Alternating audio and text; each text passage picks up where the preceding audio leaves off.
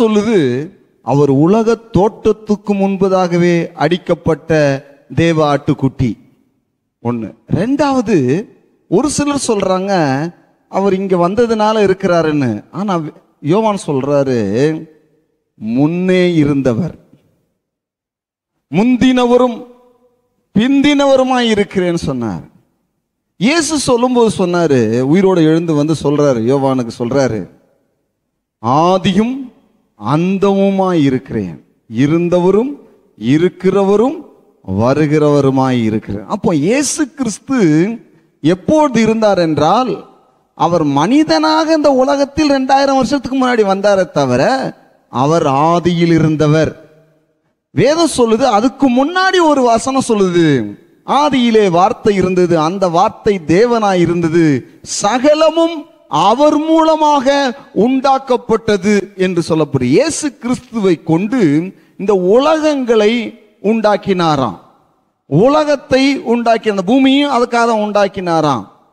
இது யாருக்காகன்னு பார்த்தீங்கன்னா, கொலோசியர் புத்தகத்தில் 1:17-18 அப்படி வாசிக்கும் போது வாசிக்க வேண்டாம், என்ன சொல்லியிருக்குன்னா, நாம் அவருக்காக உண்டாக்கப்பட்டவர்கள், அவருக்கென்று உண்டாக்கப்பட்டவர்கள். இந்த மனிதர்கள் யார்? அவருக்காக உண்டாக்கப்பட்டவர்கள், அவருக்கென்று உண்டாக்கப்பட்டவர்கள். அப்படிப்பட்ட மனிதன் பாவத்தில் விழுந்த போது அவனை அப்படியே விடாம அவனை சந்திக்கிறதுக்காக வந்தாரு பாருங்க, அதுதான் சிலுவை. மன்னிக்கிறதுக்காகவும் மறுபடியும் அவனை ஏற்றுக்கொள்வதற்காக தான் இந்த உலகத்துல வந்தார். சரி, அவர் பழைய ஏற்பாட்டில் இயேசு இருக்கிறாரான்னு பார்த்தீங்கன்னா, பழைய ஏற்பாட்டில் இயேசு இருக்கிறார். நீங்க பைபிளை படிச்சு பார்த்தீங்கன்னா தெரியும். நான் சகரியாவில் இயேசு கிறிஸ்து என்று ஒரு செய்தி கொடுத்தேன். ஒரு சிபிஎம் பாஸ்டர் கேட்டுட்டு ரொம்ப அருமையா இருக்குன்னாரு. அது யூடியூப்ல இருக்கு. சகரியாவில் இயேசு கிறிஸ்து, இந்த மாதிரி நிறைய புஸ்தகங்களையும் நான் இயேசு கிறிஸ்து என்ற தலைப்பில் பேசியிருக்கிறேன் சபையில். ஆனா ஆதியாகமத்திலேயே நிறைய இடங்களிலே இயேசுவை பற்றி சொல்லப்பட்டிருக்குது. எப்படின்னா, ஆதாம் பாவம் செஞ்சிட்டான், தேவனுக்கு விரோதமா செஞ்சு போய் ஓடி போய் ஒளிஞ்சுக்கிட்டான். அவன் தேவனுக்கு முன்னாடி நிக்கிறதுனா என்ன செய்யணும்னா, அவன் ஒரு அத்தி எடைய மறைச்சி மூடிட்டு போய் நின்னான். அவர் ஆண்டவர் கேட்டாரு, இந்த மாதிரி சாயங்கால வேலையில ஆதாமே நீ எங்க இருக்கிறாய்? ஒன்னு ஆதாம் சொன்னா, நான் நிர்வாணியா ஒளிஞ்சி மறைஞ்சு இருக்கிறேன். அப்ப அவர் சொன்னாரு, உன்னை நிர்வாணி என்று உனக்கு சொன்னது யார்? நான் உன்னை நிர்வாணமா உன்னை படைக்கலையே அப்படின்னு சொல்லும்போது அவன் சொல்றான், அதுக்கு மனைவியை கையை காட்டுறான், மனைவி பாம்பை கையை காட்டுறான், அப்புறம் சாத்தான கைக்கு நீட்டப்படுது. அப்போ வானு கூப்பிட்டார் ஆண்டவர், கோவப்பட்டு அவர் தோட்டத்தை விட்டு அனுப்பல. நன்றாய் புரிந்து கொள்ளுங்க, தேவன் ஒரு மனிதனை எவ்வளவு நேசிக்கிறார் பாருங்க. அவன் முழுசா தப்பு செஞ்ச பிறகு கூட, டேய் அப்படியே போடா அப்படின்னு சொல்லியிருந்தா, இந்த அத்தி இலை காஞ்ச உடனே சுருட்டிக்கிறோம், அதுல சொன இருக்கு. சொன்னா தெரியுமா? இந்த காலத்து ஆளுகளுக்கு சொன்னா என்னன்னு தெரியாது, ஒன்றும் தெரியாது. நாங்கெல்லாம் கிராமத்தில் வாழ்ந்தோம், அதனால சொனன்றது தெரியும். சொன்னா என்னன்னா, சின்ன சின்ன முட்களை போல இருக்கும், அது பட்ட உடனே அரிக்கும். இந்த அரிக்கு எடுக்கிற இலைலாம் இருக்குது, அந்த மாதிரி பூனா காஞ்சான்னு வாங்க அதுக்கு பேரு. அந்த மாதிரி இந்த இலையில அந்த சொன இருக்கிறதுனால அது அரிக்கும். இவன் அரிச்சுக்கிட்டே, நான் பாவம் செஞ்சுட்டேன், நான் நிர்வாணியா இருக்கிறேன் அப்படின்னு நான் பார்த்தாரு. முதல்ல இவனுக்கு நல்ல கம்ஃபர்ட்டா உணரணும். அதனால தேவன் என்ன பண்ணார்னா, முதல்ல ஒரு ஆட்டை தேவன் அடித்தார். ஆடு பாவம் செய்யல, நல்லா கவனிங்க, இந்த மனிதன் தான் பாவம் செஞ்சான். ஆனா இந்த மனிதன் தான் மரிக்கணும். ஆனா அந்த ஆடு முதல்ல அடிக்கப்பட்டு தோல் உரிக்கப்பட்டு அங்கே பலி செலுத்தப்பட்டு இவனுக்கு அதனால ஒரு ட்ரெஸ்ஸை போட்டார் பாருங்க. தோல் உடையை தேவன் முதலாவது ட்ரெஸ்ஸை உண்டாக்குனதே அவர் தான், ஒழுங்கா செஞ்சு போட்டாரு. அப்ப என்னன்னா, பாவம் செய்தது ஆதாம், அடிக்கப்பட்டது ஒரு ஆடு. இது என்னத்தை காமிக்குதுன்னா, இந்த மனு குலத்துக்காக ஒருவர் வருவார், அவர் ஆடாக வருவார். இந்த பாவம் செய்த எல்லா சந்ததிக்காகவும் ஒரு ஆடு அடிக்கப்படும்.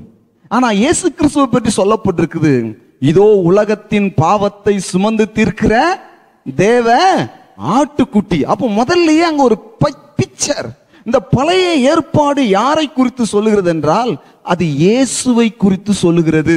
புதிய ஏற்பாடு யாரை குறித்து சொல்லுகிறது என்றால் இயேசு கிறிஸ்துடைய பாடு மரணத்தின் உயிர்த்தெழுதினால் வந்த விளைவுகளை பற்றி சொல்லுகிறது. அதனால மனுஷனுக்கு கிடைக்கிற பெனிஃபிட் என்ன, இதுதான் வேதம் சொல்லுகிறது. அப்போ முதல்ல ஆதாம் நிர்வாணியா இருந்தான், அந்த நிர்வாணத்தை மூடினார். இன்னைக்கு நான் உங்களுக்கு சொல்றேன், மனுஷன் எல்லாருமே நிர்வாணிகள் தான். ஏன்னா அவன் போட்டிருக்கிற அவனுடைய நீதி எல்லாம், நம்முடைய நீதி எல்லாம் அழுக்கும் கந்தயமா இருந்தது. தேவனுக்கு முன்பாக போய் நிற்கும் பொழுது நிற்க முடியல.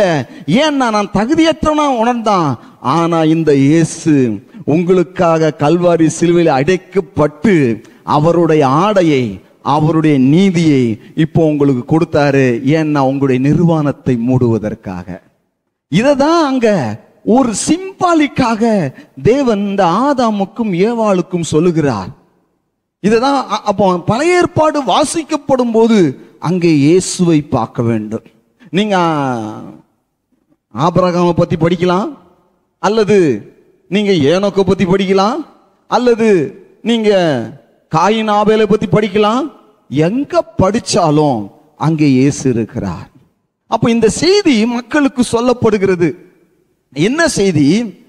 எல்லாரும் பாவம் செய்து தேவ மகிமை அற்றவர்களானார்கள். இப்படிப்பட்ட மக்களுக்காக இயேசு கல்வாரி சிலுவையிலே மரிப்பார். அவர் மரித்து தன்னுடைய நீதியை அவர் மக்களுக்கு கொடுப்பார் என்கிற செய்தி. ஏன்னா தேவன் என்ன விரும்புறார்னா, நீ நிர்வாணமா இருப்பது தேவனுக்கு பிரியம் இல்லவே இல்லை. அதனாலதான் அவர் இன்னைக்கு பாருங்க, ஞானஸ்தானத்துல என்ன பண்றாருன்னா, நாம் ஞானஸ்தானத்தினாலே அவரை நாம் தரித்து கொண்டிருக்கிறோம். அவரை தரித்து கொண்டோமானால் நாம் நிர்வாணிகள் அல்ல. இப்போ தேவன் நம்மளை எப்படி பார்க்கிறாருன்னா, அன்னைக்கு ஒரு ஆடு அடிச்சு அந்த ஆட்டினுடைய தோலை போட்ட உடனே இப்போ தேவனுடைய தண்டனை என்ன பண்ண முடியல, ஆதாம் ஏவல் மேல போக முடியல. ஏன்னா ஒரு ஆடு பலியா இருக்கிறது. அந்த பலி, அந்த தண்டனை போகும்போது ஆட்டுடைய ட்ரெஸ் தெரியுது. அதை போல இன்னைக்கு தேவன் உங்களை தண்டிக்கிறவர் அல்ல, தேவன் மன்னிக்கிறவர். ஏன்னா இப்ப அவர் வரும்போதெல்லாம் ஒன்று அவருக்கு தேவனுக்கு ஒன்று தெரிகிறது, நியாயப்பிரமாணம் செய்யக்கூடாததை தேவனே செய்யும்படிக்கு பாவ மாம்சத்தின் சாயலாகவும் பாவத்தை போக்கும் பலியானதுனால இப்போ அந்த ட்ரெஸ் உங்க மேல போட்டிருக்கிறதுனால உங்களுடைய பழைய பாவத்துக்கான தண்டனையை நீங்க சுமக்க வேண்டிய அவசியம் இல்லை. ஏற்கனவே அவர் கல்வாரி சிலுவையில சுமந்துட்டாரு. அப்போ உங்களுக்கு நான் செஞ்ச பாவத்தினால எனக்கு தண்டனை வருமா? நான் நினைச்சேன், நான் பாவம் செஞ்சா தேவன் என்ன நரகத்துல போட்டுருவாருன்னு எனக்கு பயம். இயேசு ஏற்றுக்கொண்ட போது அது பல நாள் இருந்துச்சு. ஆனா ஒரு நாள் நான் தப்பு பண்ணேன், அவர் என்ன அடிப்பாருன்னு பார்த்தா அவர் அடிக்கல. அவர் சொன்னார், நான் உன்னை மன்னிச்சேன்னாரு, மன்னிக்கிறேன்னு சொன்னாரு.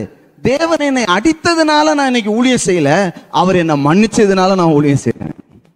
அவர் என்னை ஏற்றுக்கணும். அப்போ இன்னைக்கு இயேசுடைய ட்ரெஸ் உங்க மேல போடப்பட்டிருக்குது, அது பிசாசுக்கும் தெரியும். இப்போ உங்க மேல ஏன் தேவன் அன்பா இருக்கிறார் என்றால், உங்களை பார்க்கும் போது போலீஸ் ட்ரெஸ் போட்டா இந்த வெள்ளை அவங்கெல்லாம் யாருன்னா டிராபிக் போலீஸ், அப்படிதானே? காக்கி போட்டா போலீஸ்ல நிறைய இருக்கு. ஒரு ட்ரெஸ் தான் அவர்களை அடையாளப்படுத்துகிறது. அதை போல இன்னைக்கு இயேசு ட்ரெஸ் போட்ட உடனே பிதா உங்களை எப்படி பார்க்கிறார்னா, தன்னுடைய குமாரராகவும் குமாரத்திகளாகவும் தேவன் பார்க்கிறார். இப்போ உங்களை எப்படி பார்க்கிறார்னா, பிதா அவர் உங்களை குமாரராகவும் குமாரத்திகளாகவும் பார்க்கிறார். சந்தேகமே வேண்டாம். என்னைக்கு நீங்க இயேசுவை ஏற்றுக்கொண்டீங்களோ அன்னைக்கே நீங்கள் குமாரரும் குமாரத்திகளும் ஆனீர்கள்.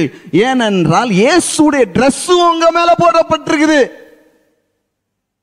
எல்லாம் சத்தமா சொல்லுங்க, இயேசுடைய டிரெஸ் என் மேல போடப்பட்டிருக்கு. ஏன் பிதா உங்க மேல அன்பா இருக்கிறார் தெரியுமா? இயேசுடைய டிரெஸ் உங்க மேல போடப்பட்டிருக்குது. ஏன் உங்க மேல தேவன் அன்பா இருக்கார் தெரியுமா? இயேசுவோட நீங்க இணைக்கப்பட்டிருக்கிறீங்க. அவர் தலை, நீங்க சரீரம். அதனால தேவன் உங்க மேல அன்பா இருக்கிறார். ஏன் தேவன் உங்க மேல அன்பா இருக்கிறார் தெரியுமா? குமாரனுடைய ஆவியை உங்கள் இருதயங்களிலே அனுப்பினார். இப்போ உங்களுக்குள்ள இருக்கிற ஆவி என்ன ஆவி தெரியுமா? குமாரனுடைய குமாரத்தியுடைய ஆவி. குமாரனுடைய ஆவி. அதனால தேவன் பயமுள்ள ஆவியை கொடாமல் அன்பும் பலமும் தெளிந்த புத்தியும் உள்ள ஆவியை கொடுத்திருக்கிறார்.